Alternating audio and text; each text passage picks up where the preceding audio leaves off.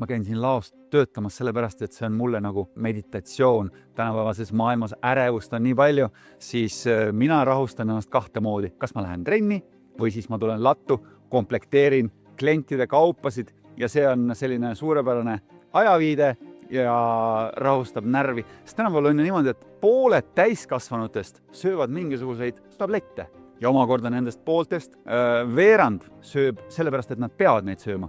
Kas on mingisugune haigus või mis iganes. Aga ülejäänud veerand on nii nagu meie kaameramees, sööb mingeid tablette ärevuse vastu, apperid, taunerid või ma ei tea, mis imeravimid. Mina ei mõista kedagi hukka, aga ilmselt ravimid on sellised ühe otsa pilet. Mulle tegelikult ka igasugused ravimid väga meeldivad, aga ma ei söö neid, sellepärast et ma kardan, et iga kord, kui sa midagi sööd millegi vastu, siis ta aitab sind millegi vastu, aga samas ka tapab sinus väiksed tükikese. Ega ravimifirmad mingid lollid ei ole, nad on arvestanud sellega, et sa sööksid neid asju ikka elu lõpuni. Aga sööme vähem tablette ja võib-olla lähme teeme hoopis sporti või komplekteerime klientide kaupasid.